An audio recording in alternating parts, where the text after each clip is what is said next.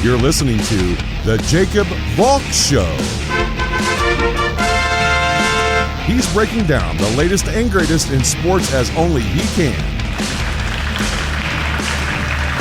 Follow him on Twitter at RealJacobValk. Here he is, Jacob Valk.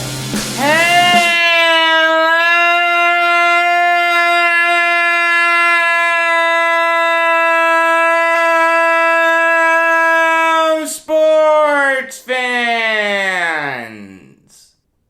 Welcome to another edition of the Jacob Valk Show. I am the Jacob Valk, and you're not. I've got to start with an absolutely maddening story. Something that I wish I didn't need to talk about, but sadly this is still an issue. The Nets had their media day yesterday. Everyone was present for it, except for Kyrie Irving. He did his interview with the media via Zoom because of health and safety protocols. Why was Kyrie not allowed at media day? Because he's unvaccinated. According to New York City law, pro athletes must have at least one dose of a COVID-19 vaccine, either Pfizer, Moderna, or Johnson & Johnson, in order to play in games. And if you want to gather in an indoor venue, you must be vaccinated. Fully. When asked numerous times what he plans to do regarding the vaccine, Kyrie said that he wants people to respect his privacy. The thing is, though, and I've said this before, this isn't a privacy issue. This isn't an individual rights issue. This is a public health issue. I mean, not for nothing, but there's a real chance that Kyrie Irving doesn't play in any Nets home games this year. That means that he'll miss half the season. At the bare minimum, he'll miss half the season. He may get hurt. He may end up playing in only 20 games. You wouldn't see him in the playoffs. You wouldn't see him in the NBA Finals. So much for the big three. You're going to see a big two with Durant and Harden. That's it. Now, there is a workaround. If you can get a medical or religious exemption, and that's approved by the NBA and or New York City, I'm not sure exactly how it would work, Kyrie's free and clear. But Andrew Wiggins tried to get a religious exemption. It didn't work. I know that Kyrie is Muslim. I don't know what Islam's vaccination guidelines are. I also know that he's very in touch with his Native American ancestry. I don't know if there's anything there that could qualify him for an exemption.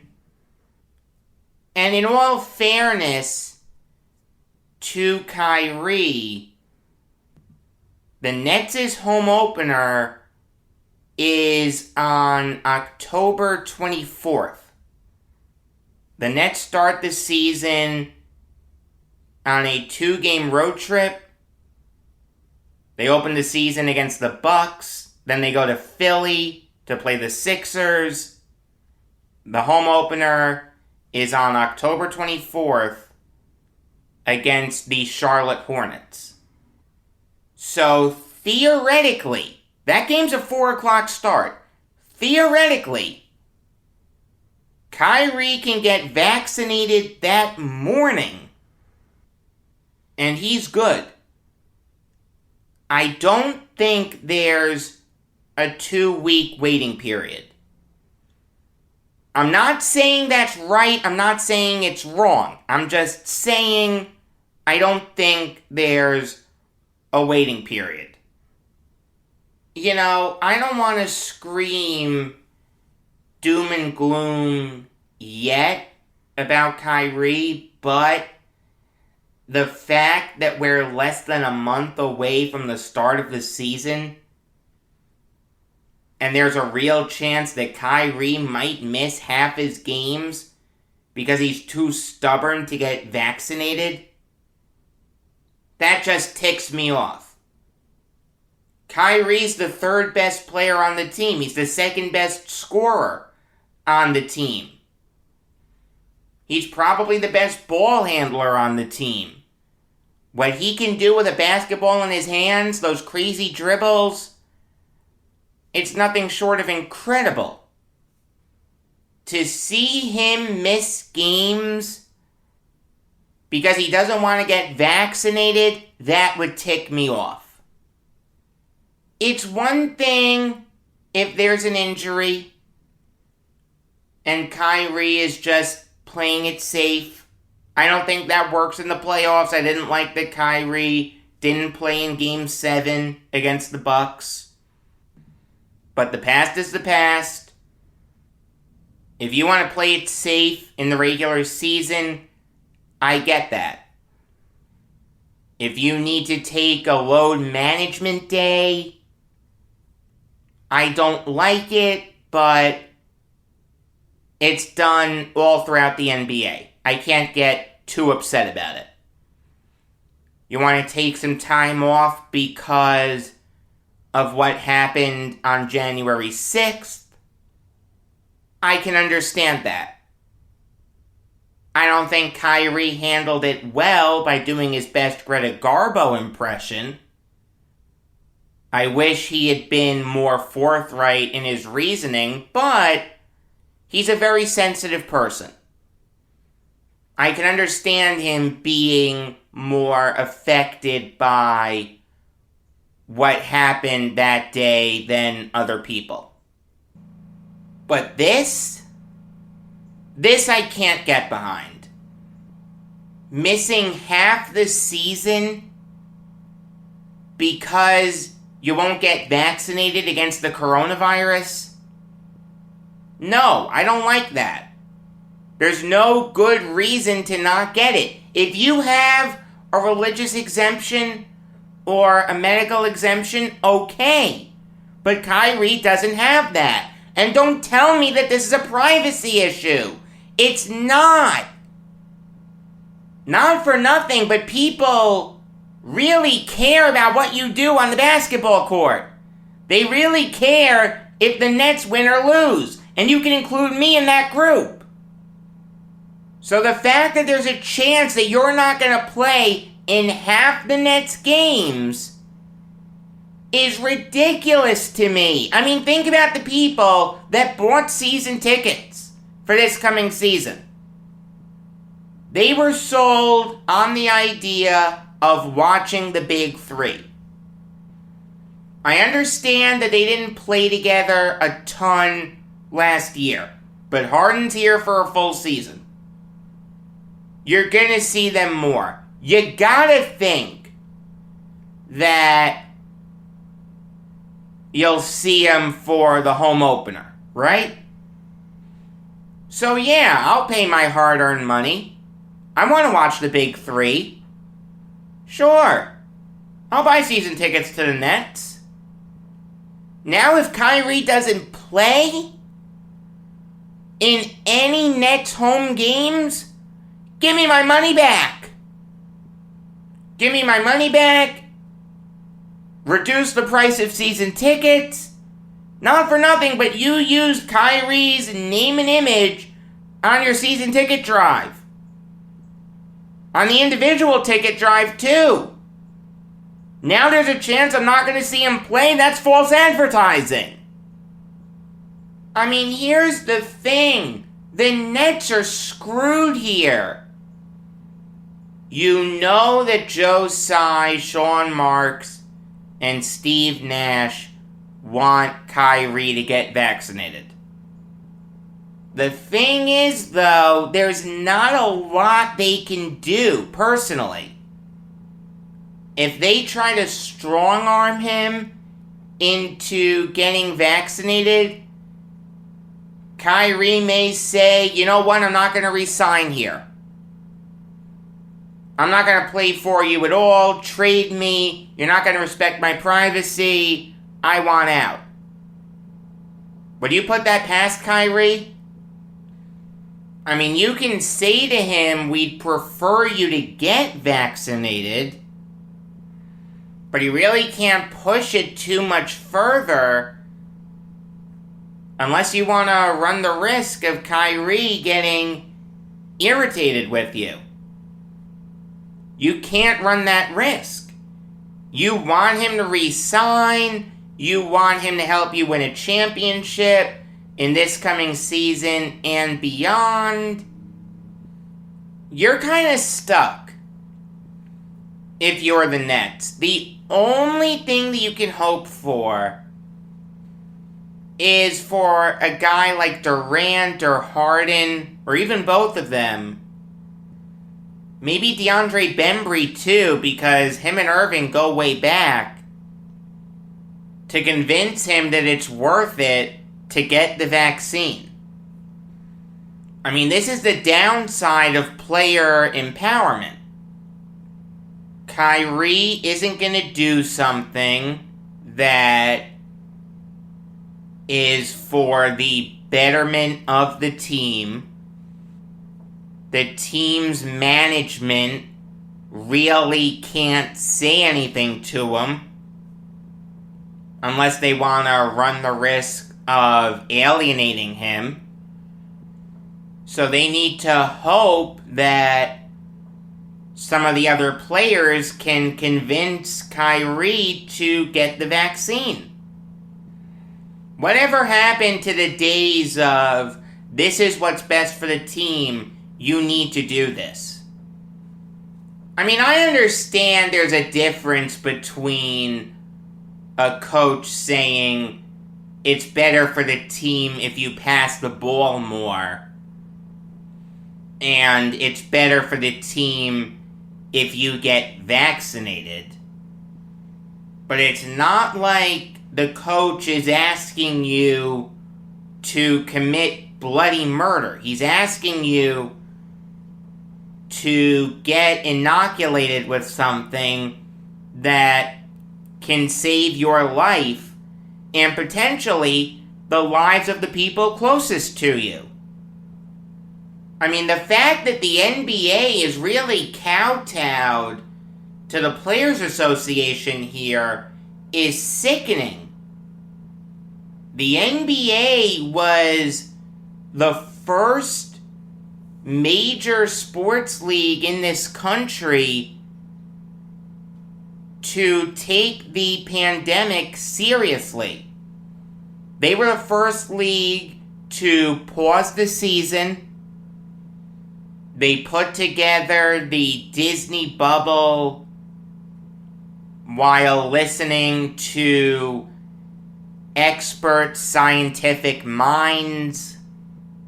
They were able to play a relatively full season. Last year, they played 72 games. That's only 10 games less than 82. I can live with that. They got through it. They handled the pandemic perfectly. Now, they're letting the Players Association get away with not having a vaccine mandate? That's absurd. You see vaccine mandates all over this country. Major League Baseball put in a sort of vaccine mandate for the postseason. The NFL made life a lot easier for the vaccinated people, while making life more difficult for the unvaccinated people. That's pretty darn close to a vaccine mandate.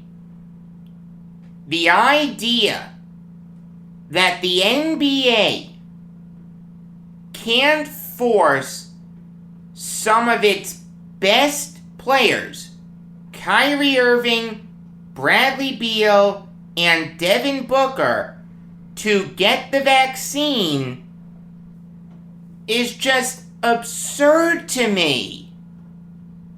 You want to convince these guys to get vaccinated? I'll tell you how to do it. You say you can't play in the NBA unless you get vaccinated. You won't get paid unless you get vaccinated. Watch these guys line up for shots. Nope, the Players Association says it's a personal choice issue.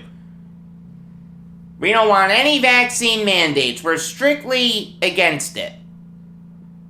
Look, I understand that there are certain things that need to be collectively bargained.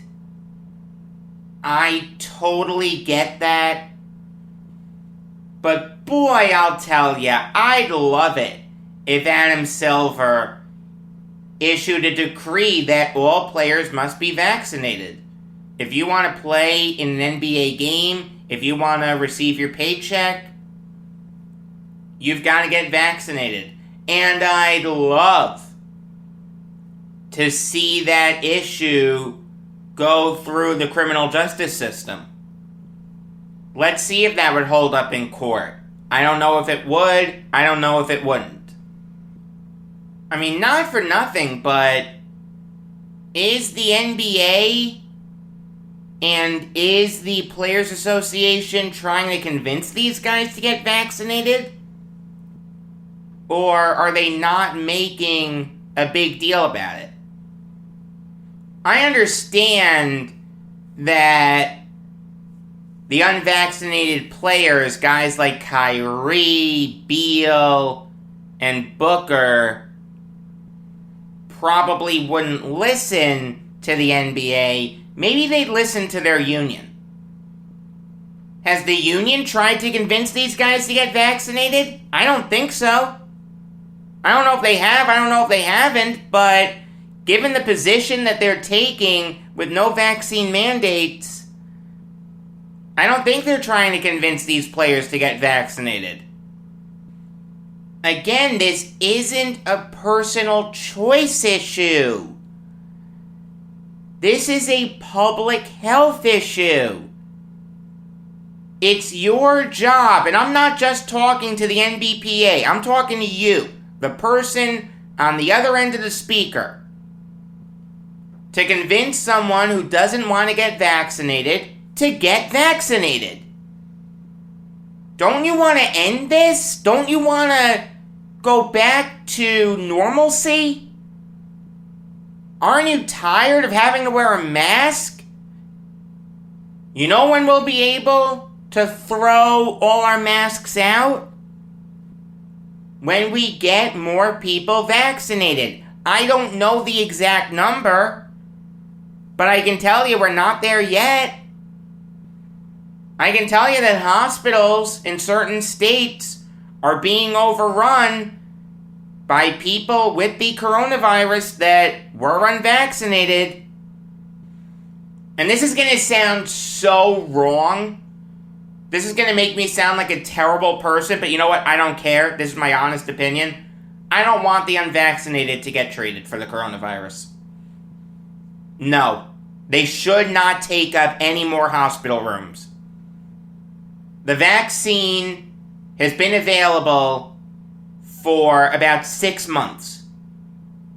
You had countless opportunities to get it. You made the conscious decision not to. You made the personal decision not to. Fantastic. Live with your consequences. Live with the consequences of your actions.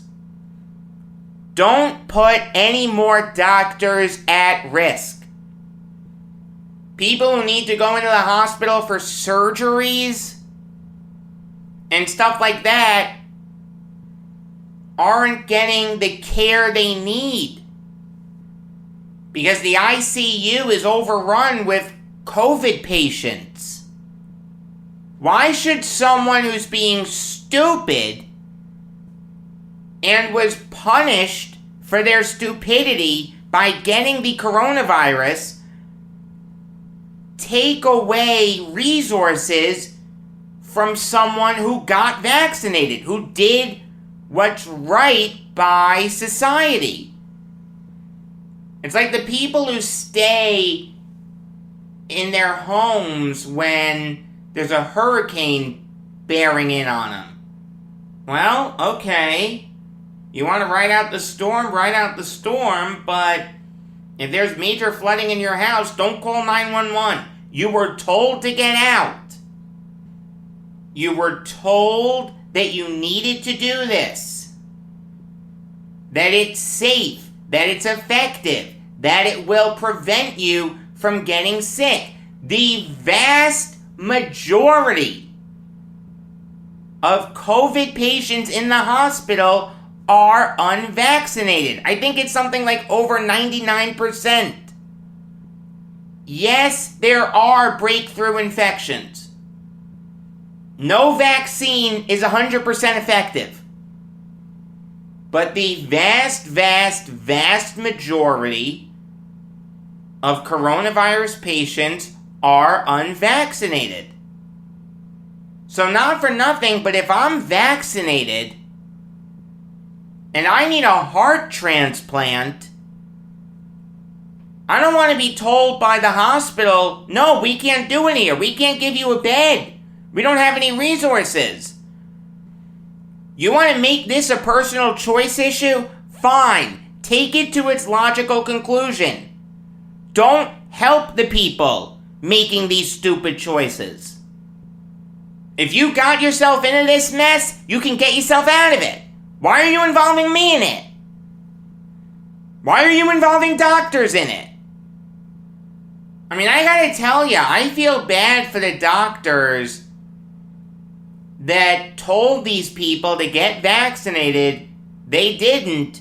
Then they come back with a serious case of the coronavirus. Wait a minute, you're asking me to save you now? You didn't listen to me. No, there's nothing I can do. I'm not gonna help you. You thought you knew better than me. By your logic, if you're smarter than everyone in terms of getting a vaccine, then you should be smarter than everyone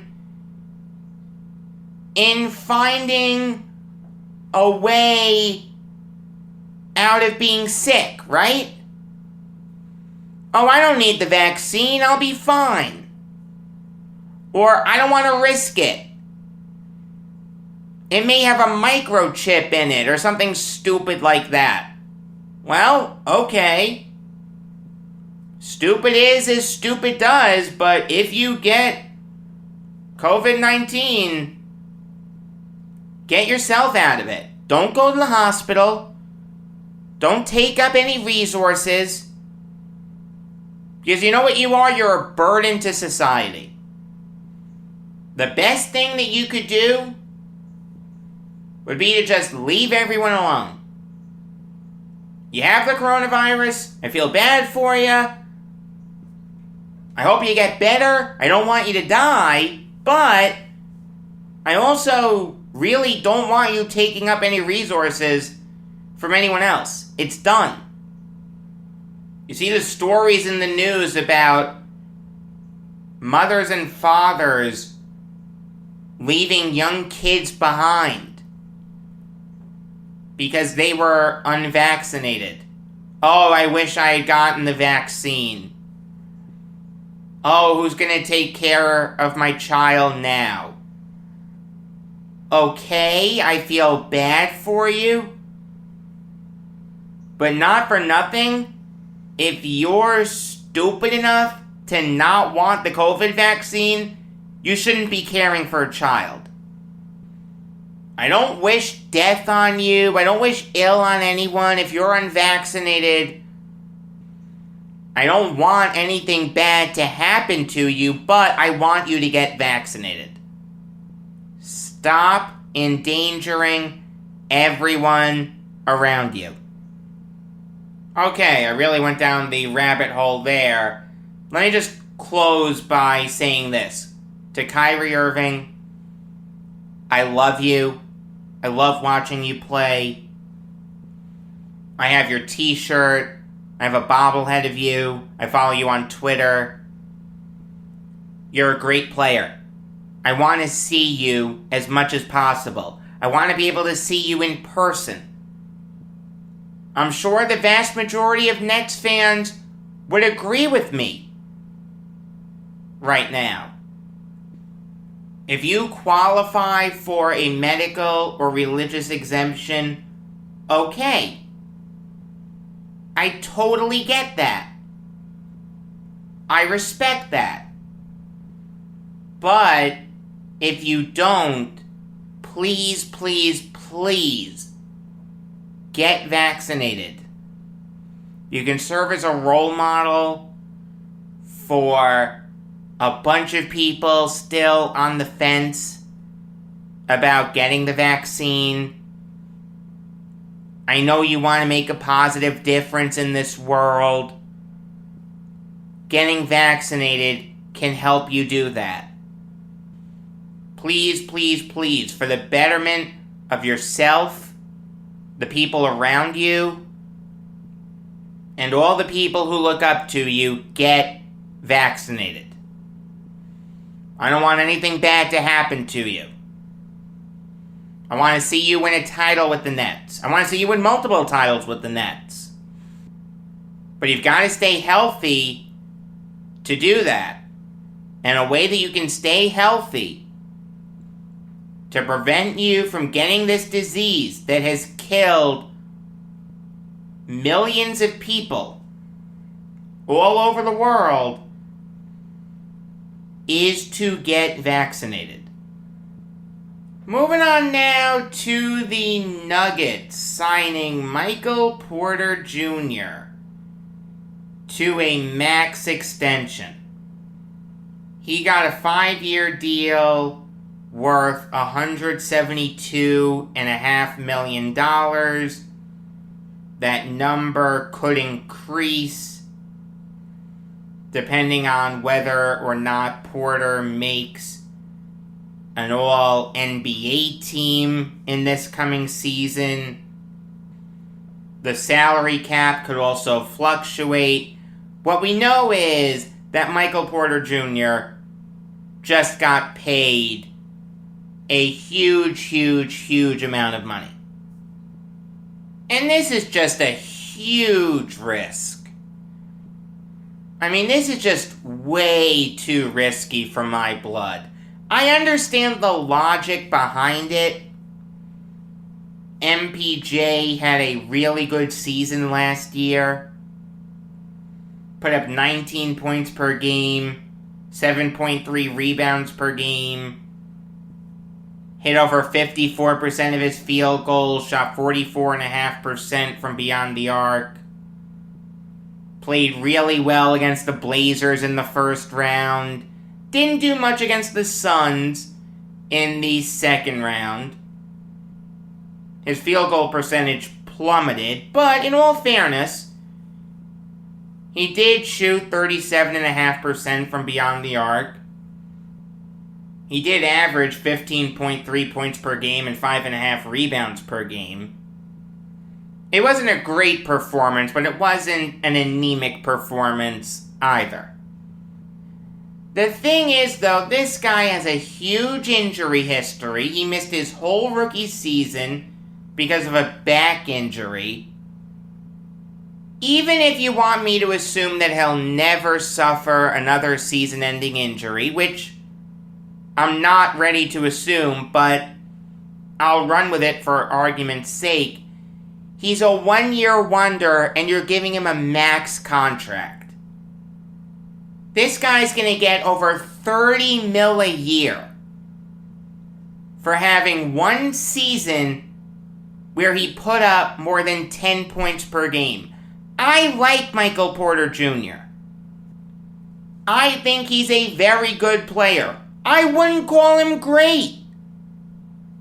In fact, I'd be willing to bet that the majority of Nuggets fans wouldn't even call him great. He's really good. But he's not worth $30 million a year. Here's the issue that the Nuggets have. And I can't really fault them for this. There's logic to what they're doing. It's really not their fault that they're being punished for it. But what they've done is they recovered from trading their franchise player in Melo, got another franchise player in Nikola Jokic. They drafted Jamal Murray. They drafted Michael Porter Jr. And they've built up a really good, bordering on great core. The thing is, though, is this core good enough to win an NBA title? The answer is no. It's not better than the Nets. I'm assuming that Kyrie Irving is going to get vaccinated at some point, or there will be a workaround to this situation. I find it very hard to believe that he's not going to play in any home games this year. So they're not better than the Nets. They're not better than the Lakers. They're not better than the Bucks. They're not better than the Jazz. And it's debatable whether or not they're better than the Suns. They have this core that they've built up and have made the playoffs in each of the last 3 seasons, have won a round in the playoffs in each of the last 3 seasons. They're kind of stuck. They need to keep this core together, because if they don't, it's going to be back to the Nuggets of old. You know the Nuggets from the 94-95 season to the 17-18 season only had 1 year where they made it out of the first round? It was the 08-09 season. That was when they had a young Melo. Chauncey Billups was still really good. They had a young J.R. Smith. They had a young Nene. Kenyon Martin was still getting his. George Karl was a really good coach. They made it to the Western Conference Finals. They lost in 6 games. But from 94-95 to 17-18, that was the only playoff success the Nuggets had. This core has proven that it can make noise in the playoffs. I think it's fair to say that if Jamal Murray was healthy, the Nuggets-Suns series that we saw last year would have been a lot more competitive. So the thing is, you have a core that you know is really good, but it's not great, and it's fair to wonder when you'll win an NBA title. I don't think it's an impossibility that the Nuggets will win an NBA title in the next 5 years or so. But that's relying on a lot of things. It's relying on the Nets falling off. It's relying on the Lakers falling off. It's relying on the Clippers falling off. It's relying on you being better than the Bucks. And it's relying on no other great young teams coming together. I mean, the Nuggets core is young. Their oldest core player is Will Barton. If you want to count JaMychal Green as a core player, you can. Green is 31, Barton is 30. That's not old. They're in the primes of their career. Jokic is young, Murray is young, Porter's young, Gordon's young. They're a young team. It's certainly possible that they can win an NBA Finals in the future. But they've got to wait until this current crop of title contenders like the Nets and Lakers fall off.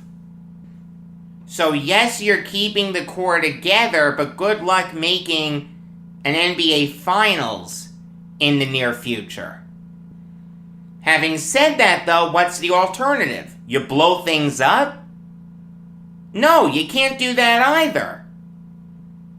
Because again, not that long ago, you went over 20 years without sustained playoff success. Only 1 year of winning a playoff round. The Nuggets' hands were kind of tied. They had to keep this core together, and they'll be really good in this coming season and in future seasons. The thing is, though, the overpays that they're doing to keep this core together is inexcusable. First Aaron Gordon, now Michael Porter Jr. I can't justify those contracts. It's just way, way, way too risky to give Michael Porter Jr. a max contract. I like watching him. I like the Nuggets. I think they could win an NBA Finals in 5 years or so. But it's tough to justify keeping a core together that may win in like 5 years. You're paying now for possible future success. That's tough. I understand that they didn't have much of a choice, but it's still very, very risky. Alright, now I'll give you some NFL Valk talk. And I'll start with Eagles-Cowboys. It was great to see Dak Prescott playing in front of his home crowd again. Obviously, he had the season-ending injury last year. So this is the first game that he's played at AT&T Stadium in just under a year. He got emotional during the anthem. That was honestly really touching. Like, even if you're a Cowboys hater, you can empathize with Prescott. Here's a guy who has to wait about a year and go through months of rehab before he can play in front of Cowboys fans again. It's easy to get behind that.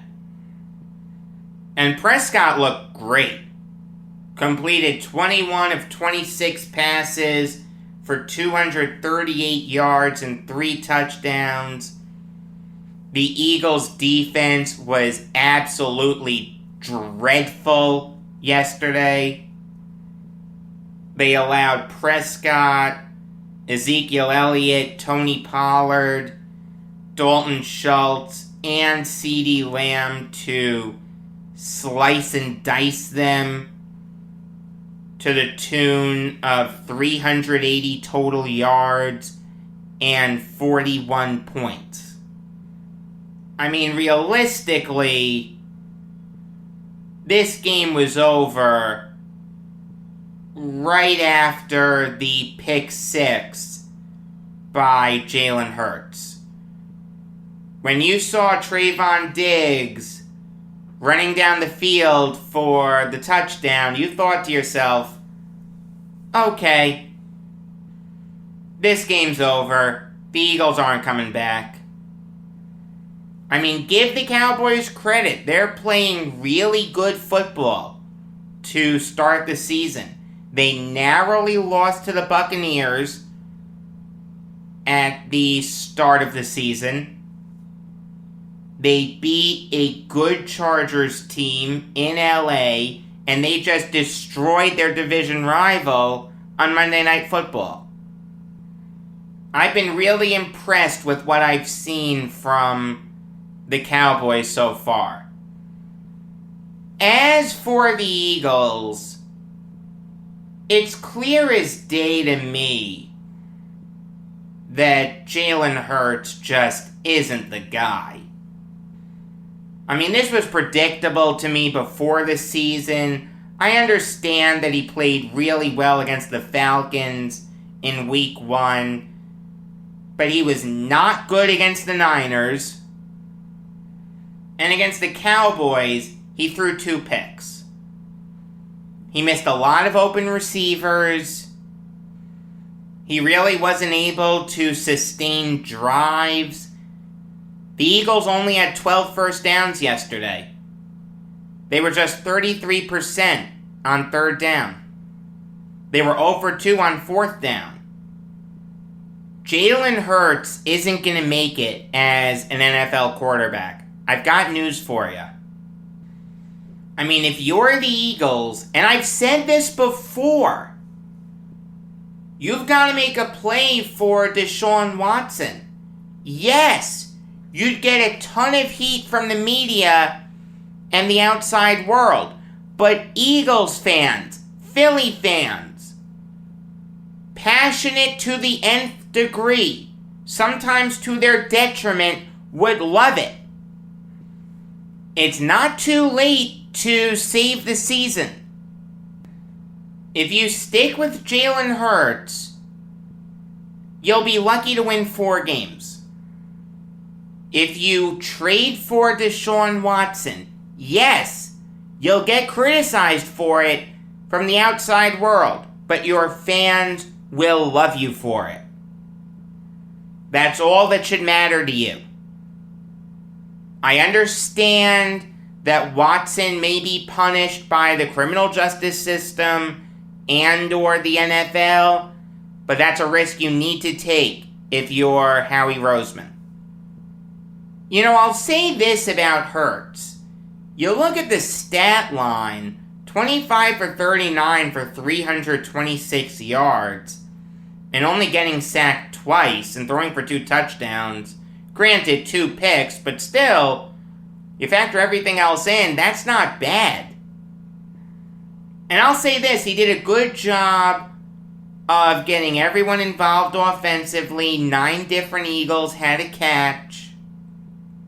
But a lot of that was in garbage time. A lot of those were short passes. Yes, towards the end of the game, when it was basically guaranteed that the Cowboys would win, the defense got a little soft, and you saw Jalen Hurts throw a really nice touchdown to Greg Ward.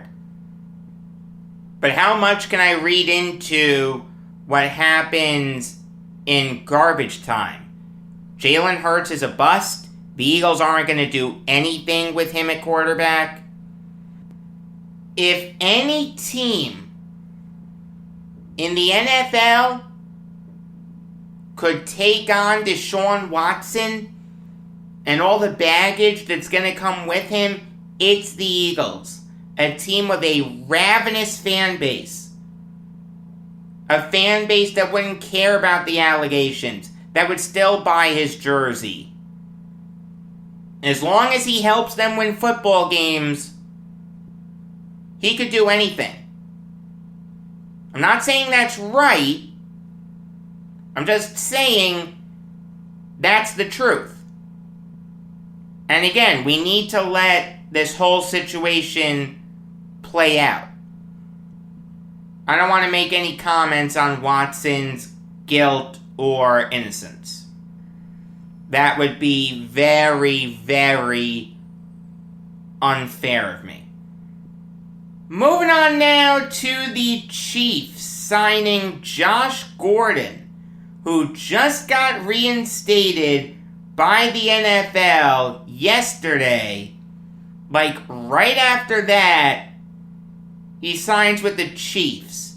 The rich get richer. Look, it's fair to wonder what Gordon has left in the tank. He's 30 years old. We all know his issues. He didn't play at all last year. Since 2014, he's only played in 33 games. That's about 2 seasons since 2014. I don't know if you're going to get a good Josh Gordon or a bad Josh Gordon. I'll say this. In 2019, he played 11 games for the Seahawks and Patriots combined. For those 2 teams, he had 27 catches for 426 yards and a touchdown. The explosive ability was still there, but how much is Gordon really going to be used by the Chiefs? I don't know. There's certainly an opening for him to contribute. I mean, you can make the argument that he's the second best receiver on that team right now, behind Tyreek Hill. I'm not a big Mecole Hardman fan. I'm not a big Demarcus Robinson fan. And Travis Kelce's a tight end. I don't count him as a receiver. You can make the argument that Gordon's the second best receiver and third best pass catcher on the Chiefs. I mean, this can go one of 2 ways. Gordon can have an Antonio Brown-like impact, where he emerges as a reliable target for his quarterback, like Brown did for Brady. Or this could be Le'Veon Bell all over again, where Bell is brought in with a ton of hype. Hallelujah, he's leaving the Jets to go to the Chiefs. He's going to be great for the Chiefs. And he does nothing for him. He's inactive for the Super Bowl. I'll say this. It's very possible that he has a Brown-like impact. I mean, not for nothing, but the Chiefs are struggling right now. They're 1-2. They're last in the AFC West. They really haven't looked great. They needed a shot in the arm. Josh Gordon can really help them out. It makes a ton of sense for the Chiefs. Just think about this for a minute. You can have Patrick Mahomes, Tyreek Hill, Josh Gordon, and Travis Kelce all on the field at the same time. If that doesn't terrify you as a defensive coordinator, I don't know what will. This is risky. Gordon can flame out again. Lord knows he has his demons. But this can work. This is a great move by the Chiefs. It's worth the risk. Moving on now to an interesting trade rumor. According to Adam Schefter of ESPN and Tom Pelissero of NFL.com, the Colts and Marlon Mack have mutually agreed to seek a trade. Yeah, this makes a ton of sense. Mack was an afterthought with the Colts. Through 3 games, he's only had 5 carries. The Colts backfield is dominated by Jonathan Taylor, with some Nyheim Hines sprinkled in. I mean, not for nothing, but Mack only got into 1 game. It was the Week 2 game against the Rams.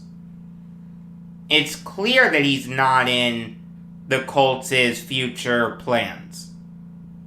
So Mack was right to want out. The Colts are doing right by him and trying to put him in a better situation. I commend them for that. The thing is, though, the trade market for running backs usually doesn't get you a lot. We live in an era where running backs are viewed as replaceable. I disagree with that. I get the logic, but I disagree with that. I just don't think you're going to get much for Mack. I mean, off the top of my head, I can think of some teams that would be interested in Mack. The Patriots just lost James White, but Mack isn't a pass-catching back. The Jets would make a ton of sense. I'd love Marlon Mack on the Jets, but that doesn't strike me as something that Joe Douglas is going to do. The Ravens would make sense.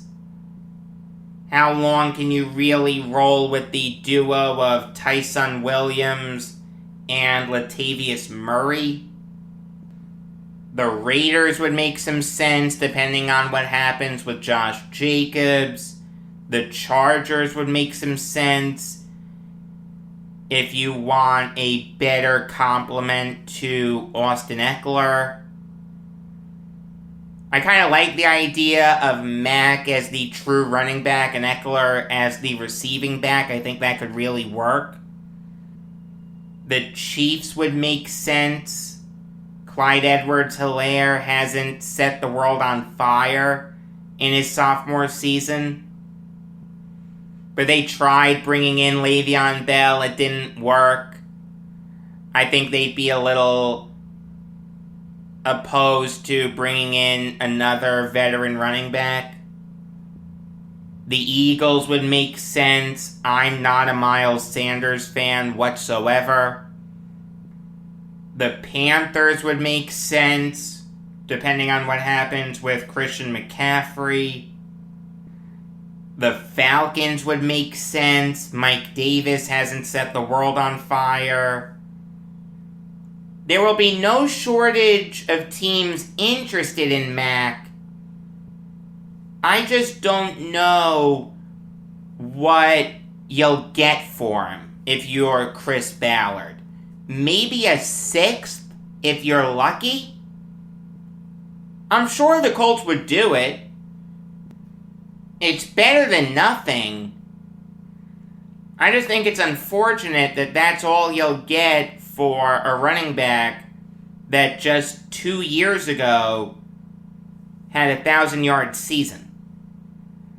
Unfortunately, that's the world we live in. Until tomorrow, I'm Jacob Valk, and always remember, if you disagree with me, you're wrong.